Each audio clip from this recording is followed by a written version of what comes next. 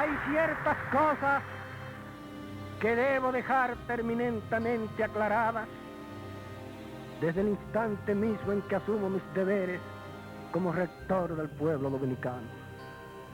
Una de ellas, y no la menos importante, es la de recordar que las huelgas están prohibidas.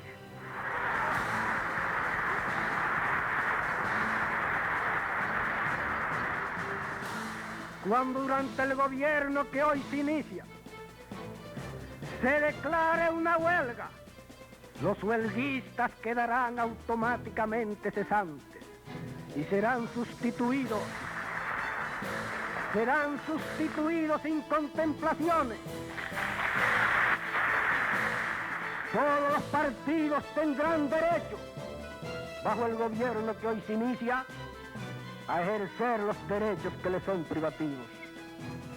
Pero cualquiera que intente obstruir el libre funcionamiento del gobierno constitucional, llevar la discordia al seno de las Fuerzas Armadas, fomentar el odio entre las diferentes clases sociales y esparcir la división y la cizaña en el seno de la familia dominicana, nos encontrará de frente, dispuesto a encarar todos los peligros.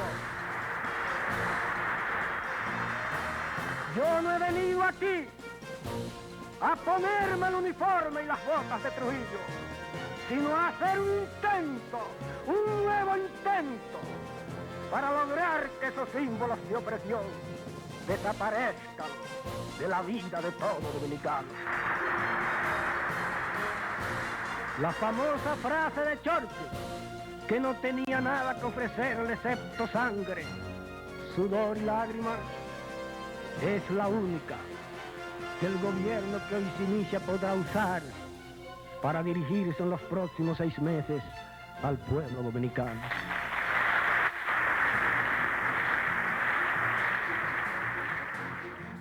En un ambiente de denuncias de fraude electoral, el 1 de julio de 1966, el doctor Joaquín Balaguer jura como presidente constitucional de la República Dominicana, en un acto que contó con la presencia de numerosos invitados nacionales e internacionales, entre ellos el vicepresidente de los Estados Unidos, señor Hubert Humphrey. Durante su campaña electoral, el doctor Balaguer solía dirigir sus mensajes propagandísticos a la mujer dominicana y al campesinado, tratando de atar a su proyecto político personal las fracciones más conservadoras de estos sectores sociales. Al asumir el poder, una de sus primeras medidas fue designar en las 26 provincias con que contaba el país a igual número de damas como gobernadoras provinciales. Asimismo, invitó a cientos de mujeres reformistas con sus hijos, en su mayoría procedentes de los barrios marginados de la ciudad, a los jardines del Palacio Nacional, donde se les repartieron refrescos y golosinas. 2 sectores de nuestra población me imponen sobre todo el deber de testimoniarles en esta ocasión mi reconocimiento más vivo. La mujer, sobre todas las madres dominicanas, y el campesino de las 26 provincias del país, que dejó constancia de su sensibilidad cívica en las mismas urnas, donde los agitadores de la ciudad dieron prueba en cambio de analfabetismo moral y analfabetismo político.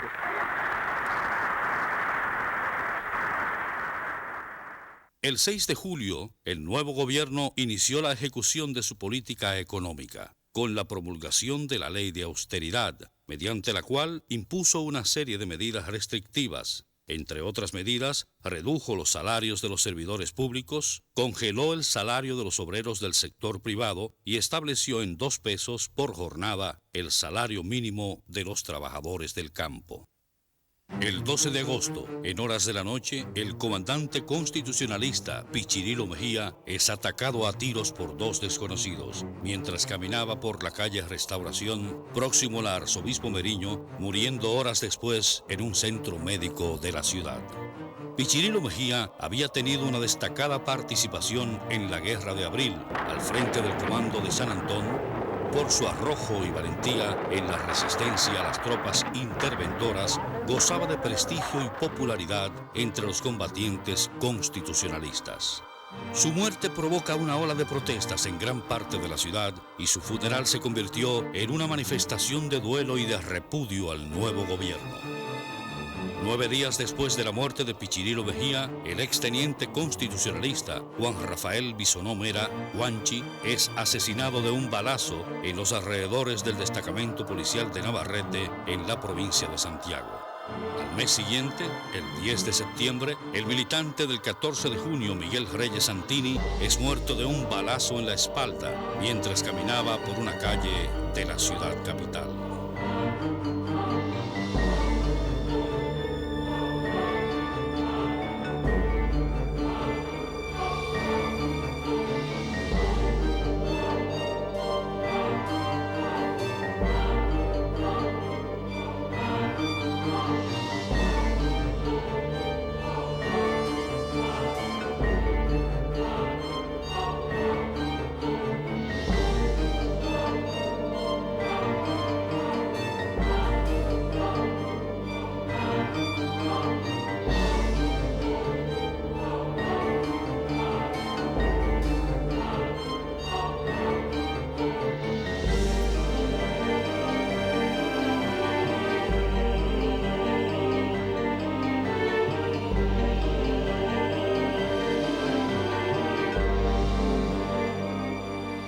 Durante los 3 primeros meses del gobierno de Balaguer, la Asociación Dominicana de Derechos Humanos declaró que había recibido quejas denunciando 11 muertes, 6 desapariciones, 111 arrestos arbitrarios y 40 allanamientos ilegales.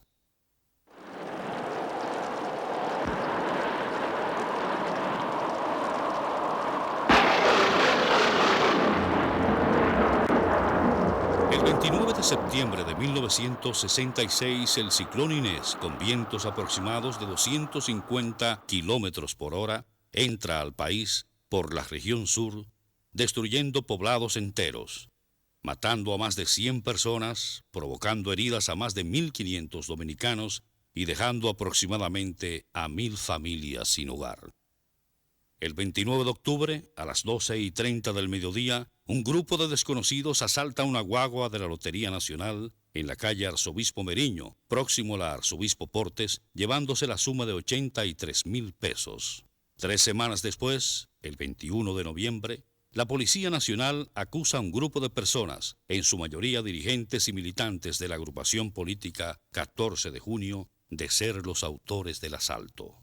Entre los acusados estaban Homero Hernández Vargas, Virgilio Eugenio Perdomo, Arnulfo Reyes, Federico Díaz Herrera, Rafael Fafa Taveras, Julio Enrique Montandón y Eligio Antonio Blanco Peña. También Virgilio Gómez Uardí Villo, Andrés Ramos Peguero, y Belice Acevedo Gautier y José Ernesto Oviedo Landestoy, el Gordo. La Cuarta Convención Nacional de Dirigentes del Partido Revolucionario Dominicano, celebrada en el Cine San Carlos los días 29 y 30 de octubre, eligió a José Francisco Peña Gómez, de 29 años de edad, como secretario general del PRD. Con la presencia de más de 500 delegados de todo el país, la convención del PRD decidió expulsar de sus filas al licenciado Antonio Martínez Francisco, quien siendo secretario general del PRD, aceptó una secretaría de Estado en el gobierno de Balaguer. En el caso del empresario José Abrea Peña, la convención decidió pedirle que renunciara a la Secretaría de Estado de Industria y Comercio o a su condición de miembro del PRD. El empresario posteriormente renunció del Partido Blanco. Al mes siguiente, de celebrada la convención PRDista, el profesor Juan Bosch salió del país rumbo a Europa. Días antes de su partida declaró: en la República Dominicana no hay actividad política. Aquí no hay más que hambre y terror. Nosotros quisimos hacer una oposición democrática, pero el gobierno no la tolera. Luego de varias semanas de deliberaciones, el 28 de noviembre de 1966, el Congreso Nacional, reunido en Asamblea Constituyente, proclama la nueva Constitución de la República, durante un acto en el cual el presidente Balaguer, en nombre de los tres poderes del Estado, juró solemnemente cumplir y hacer cumplir la Constitución. En medio de la ola represiva desatada por el gobierno reformista, el dirigente del PRD, José Francisco Peña Gómez, pronuncia un discurso por radio donde, entre otras cosas, afirma: Este es un gobierno constitucional, porque es el producto de unas elecciones. Pero por sus acciones, por la impunidad con que actúan los terroristas, por la hazaña con que persigue a los revolucionarios y por la ausencia de una justicia imparcial, este es un gobierno de facto. Tú tienes una cara bonita, con una miradita deliciosa, y tienes una boca linda, tu pelo tiene aroma de rosas, tu cuerpo tiene toda la gracia, las manos que tú tienes son hermosas, la gente mira cuando pasas, tú tienes todas las cosas, todo bien al parecer, pero tienes el alma vacía, sin saber cómo querer, estás como muerta en vida. La la la la la la la la la la la la la. En enero de 1967, el gobierno de Balaguer intensifica su campaña represiva contra la oposición. En medio de rumores de golpe de Estado, fueron sometidos a prisión más de 100 dirigentes y militantes de los partidos de oposición, en su mayoría del PRD y de la izquierda revolucionaria. El 17 de enero, agentes de la Policía Nacional apresan al abogado y periodista Guido Gil en la margen occidental del puente sobre el río Iguamo, en San Pedro de Macorís.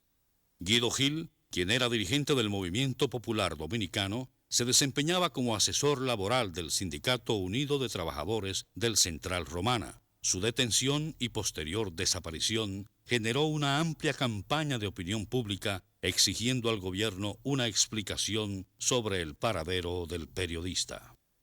Un espacio pagado publicado en el periódico El Nacional, con la firma de 115 periodistas, decía: ¿Dónde está el periodista Guido Gil? ¿Está muerto? ¿Está vivo? ¿Permanece secuestrado? Y en este caso, ¿quién o quiénes lo secuestran y por qué? No hay más que una persona para responder estas preguntas. Una persona supuesta a tener en sus manos los resortes de la información. Una persona que es el presidente de la República, el doctor Joaquín Balaguer. Los periodistas profesionales que firman este documento reclaman del doctor Balaguer esas respuestas. Y las reclaman después de 55 días de la sospechosa desaparición del periodista, cuando los recursos de la investigación oficial y particular parecen haber sido agotados sin resultado alguno.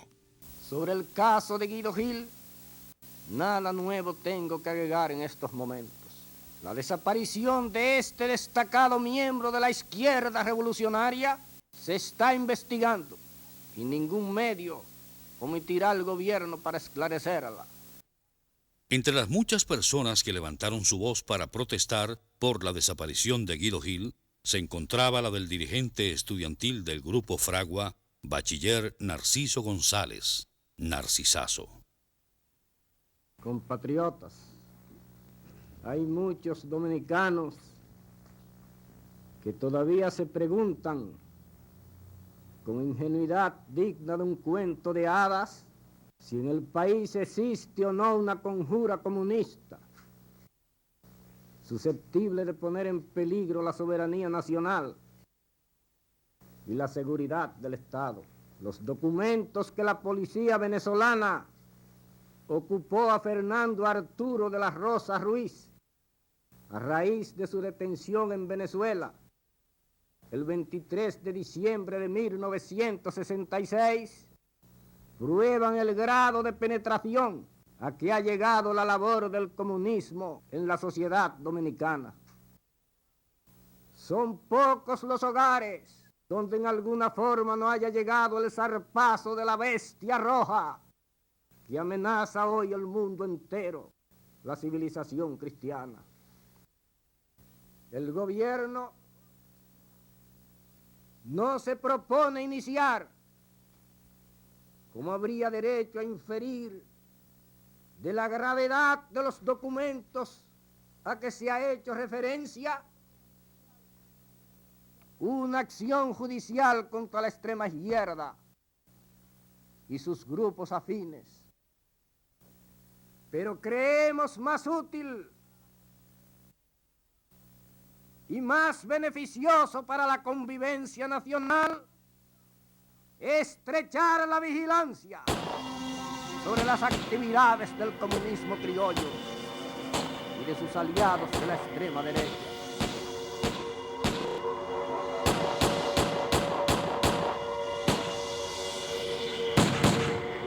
Siete días después del discurso de Balaguer, tropas del ejército matan a Orlando Mazara en un campo de San José de Ocoa. Orlando Mazara, de 27 años de edad y dirigente del movimiento revolucionario 14 de junio, tuvo una destacada participación en la Guerra de Abril de 1965. El entierro de Orlando Mazara se convirtió en una manifestación de protesta contra el gobierno de Balaguer, y durante el mismo tropas policiales mataron a un joven que participaba en el funeral.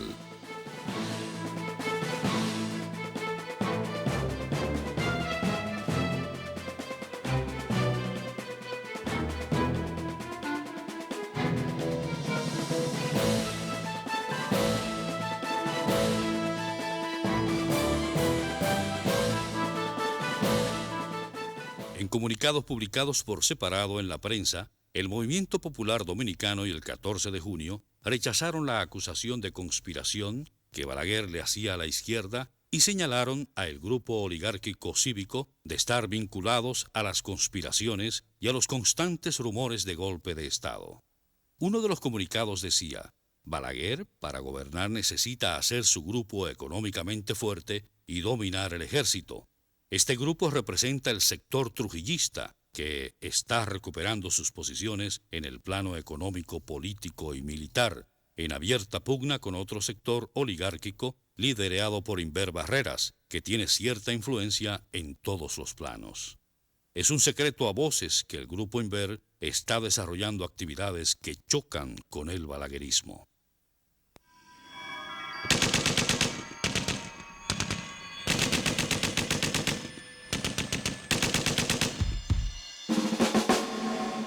El 21 de marzo, el general Inver Barreras es atacado a tiros cuando transitaba en su vehículo por la avenida Pedro Enrique Sureña, próximo a su intersección con la avenida César Nicolás Penson.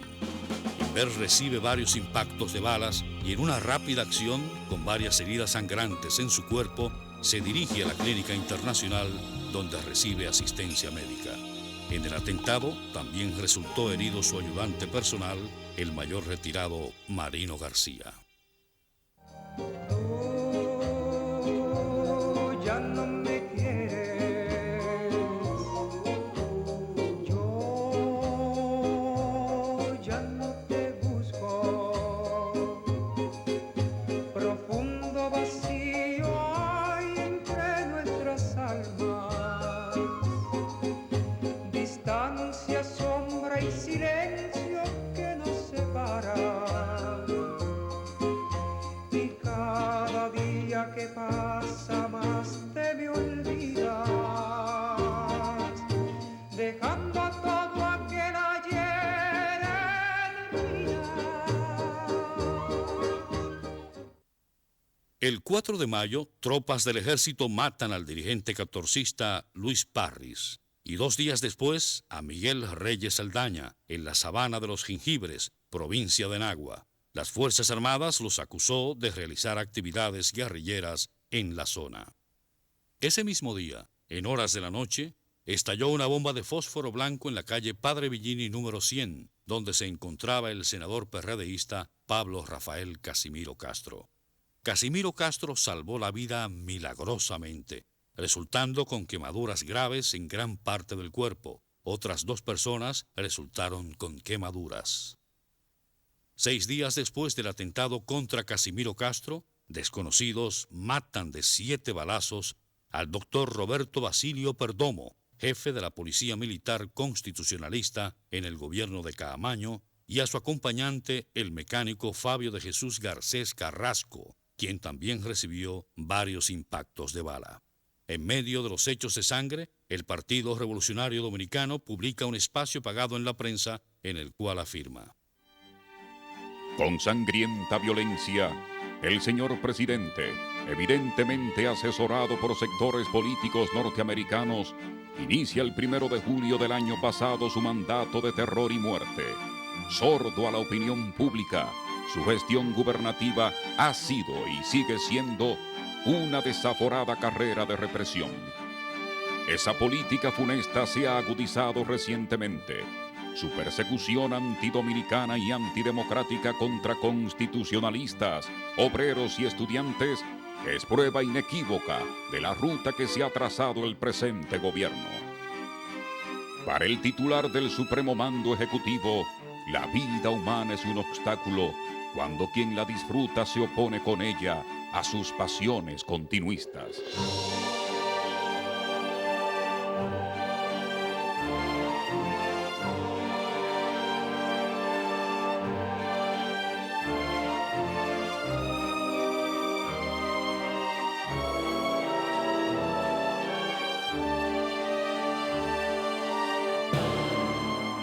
En febrero, el presidente Balaguer anuncia que la ley de austeridad, aprobada al inicio de su gobierno para estar vigente por 1 año, tendría una duración indefinida, lo que contribuye a aumentar los niveles de descontento en la población, muy en especial en los sectores marginados. Hay afán en este mundo y agonía para vivir. Si toda la consecuencia cae arriba el infeliz, si toda la consecuencia cae arriba el infeliz, solamente vive el rico, el pobre no puede vivir. ¿Cómo es posible, Dios mío, que tú nos dejes morir? ¿Cómo es posible, Dios mío, que tú nos dejes morir? Me complace enormemente presentar al señor Nelson Bocaranda, jefe de Relaciones Públicas de CBTV, quien dirigirá esta rueda de prensa. Muchísimas gracias a usted, señor Pereyo, y a usted, señor presidente, por la designación que ha recaído para moderar esta rueda de prensa con los colegas de toda América Latina. Yo creo que mejor es empezar de una vez, señor presidente, así que le voy a dar la palabra a la señorita Kismet Salapatis, de Acrópolis y Episteórisis de Atenas, Grecia, y corresponsal también de la cadena Capriles de Venezuela. Muchas gracias. Quería preguntar, señor presidente, la siguiente.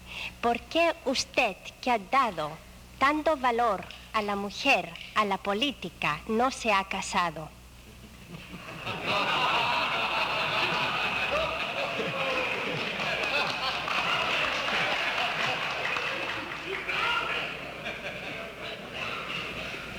Seguramente porque no había tropezado con una mujer como usted en el camino de mi vida.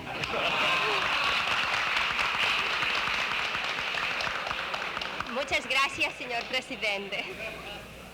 Tiene la palabra el colega Tomás Montaz del Listín Diario.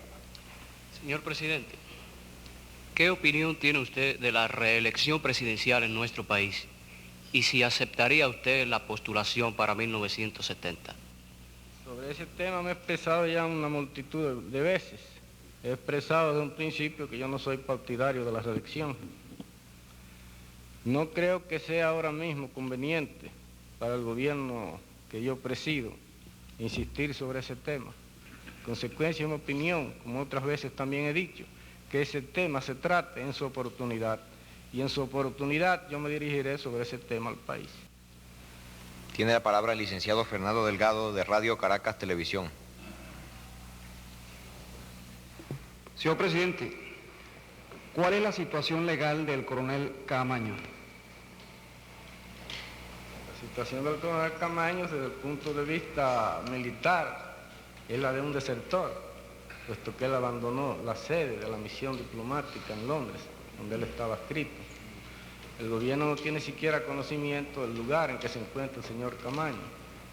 Se ha especulado mucho de que se encuentra actualmente en Cuba, pero no tenemos la certeza de que resida realmente, como se ha dicho, en la ciudad de La Habana.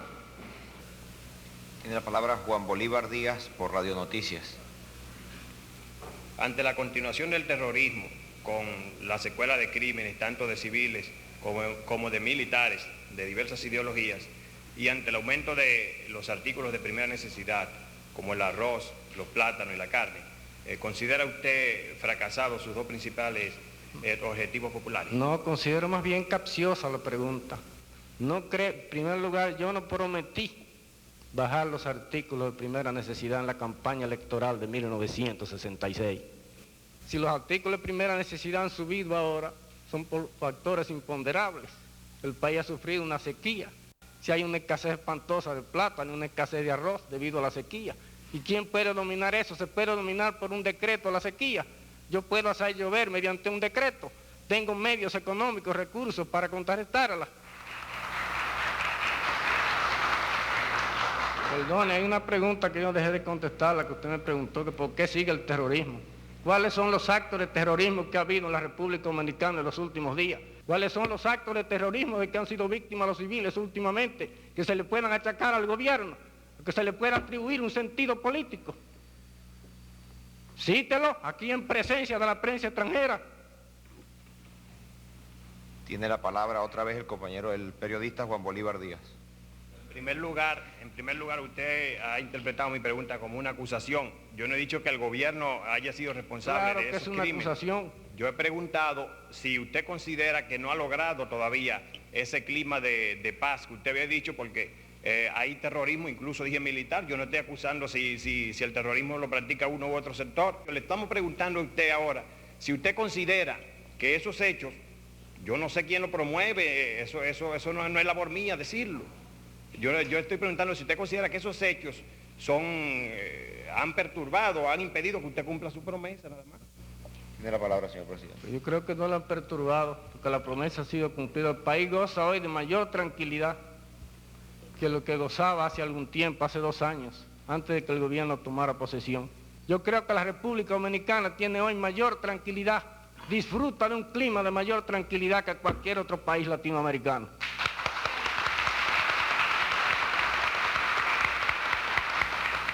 Tiene la palabra del Nacional, el señor Silvio Erasme Peña.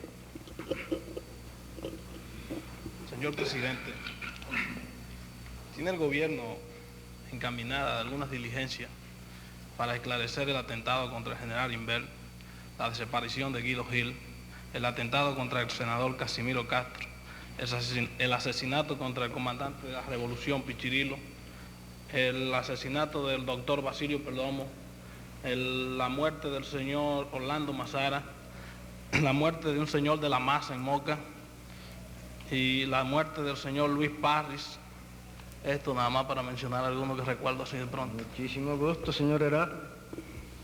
El señor Erasme sabe, como lo saben todos los del Nacional y de toda la prensa dominicana, que se han designado comisiones para investigar esos hechos. Esas comisiones hasta ahora no han llegado a resultados satisfactorios. No han podido descubrir a los autores de esos hechos. Si usted tiene noticia de quiénes pueden ser los culpables de esos hechos, dígamelo ahora mismo, para que usted vea que yo actúo, y actúo con responsabilidad, y lo llevo al banquillo los acusados. Cítemelo, cite a un culpable de cualquiera de esos hechos. ¿Usted tiene conocimiento de alguno a través de la opinión pública o de lo que sea? El presidente de la República puede tener la seguridad de que sin mi misión de periodista yo advierto cualquier infracción a la ley, tengo la suficiente responsabilidad para decírselo a las autoridades, como he hecho una labor abierta, franca y sincera a través de la prensa. Lo celebro muchísimo y precisamente por eso, si no llega a conocimiento de usted, tampoco llega a conocimiento del gobierno. Tal vez sería más fácil que llegara a conocimiento de usted como periodista que a conocimiento mío. Del mismo órgano de prensa del Nacional está anotada para preguntar la señorita Brinela Fernández. Señor presidente, usted dijo aquí esta noche que lo mejor para América Latina sería extirpar el gobierno del doctor Fidel Castro Ruz. ¿Qué medidas recomendaría su gobierno? Lo mejor sería extirparlo, que lo que podría ser saludable para la democracia en la América Latina sería que no existiera un régimen comunista en nuestra vecindad, porque un régimen comunista siempre es un foco de subversión y de contagio para las instituciones democráticas de la América Latina. En vista de eso, ¿no cree usted que sería bueno extirpar el régimen del doctor Fidel Castro? Yo no he dicho que ojalá pudiera el doctor Castro o Cuba evolucionar hacia un régimen diferente. Ojalá pudiera ser, pero tampoco soy partidario de una acción armada contra Cuba. Yo creo que si los cubanos siguieron ese régimen, tienen derecho a seguirlo.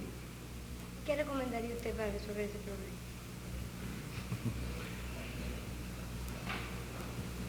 Ese problema es un problema un poco espinoso. ¿Usted tiene alguna idea que pueda sugerir para él?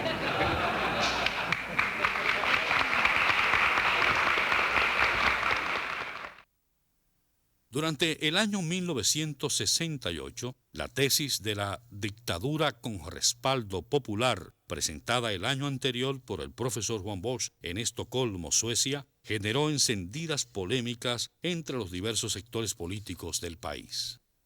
En un artículo de la época, el profesor Bosch defendió su tesis con los siguientes términos.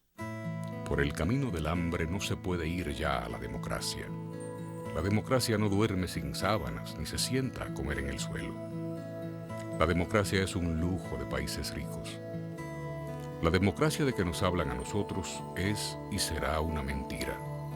Y ya estamos cansados de mentiras. Queremos y necesitamos la verdad. La verdad es la dignidad del ser humano, cada uno en su patria, sin amos extranjeros. El que extiende la mano para recibir dádivas, en vez de reclamar lo que le corresponde, es más esclavo que los que se pagaban con dinero. El dominicano no puede seguir siendo esclavo. El dominicano tiene que ser libre en su tierra, dueño de los destinos de su país. Y para conquistar la dignidad de los libres, tenemos que unirnos todos alrededor de una dictadura con apoyo del pueblo. En febrero, el Partido Revolucionario Dominicano celebró su 5ª Convención Nacional. En ella se rechazó adoptar como línea oficial del PRD la tesis de la dictadura con respaldo popular, limitándose a recomendar su estudio y discusión entre la militancia PRDista. La 5ª Convención también aprobó la no participación del PRD en las elecciones municipales programadas para mayo de 1968, debido a los innumerables crímenes, atropellos y abusos cometidos sin que los culpables hayan sido sancionados, según se alegó.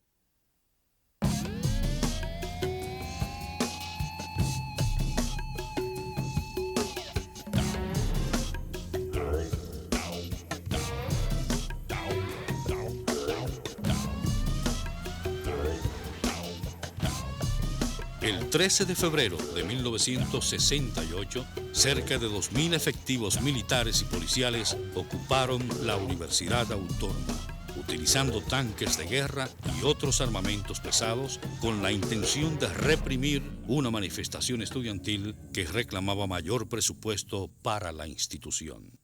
Ocupada la universidad, las Fuerzas Armadas apresaron a unos 200 estudiantes e iniciaron la revisión de todas las instalaciones de la UAS en busca de armas de fuego que, según denuncias, se escondían en el campus universitario. La actitud asumida por el coronel Francisco Camaño Deñó empieza a clarificarse a la luz de las denuncias hechas en la prensa nacional por los propios seguidores de su ideología política,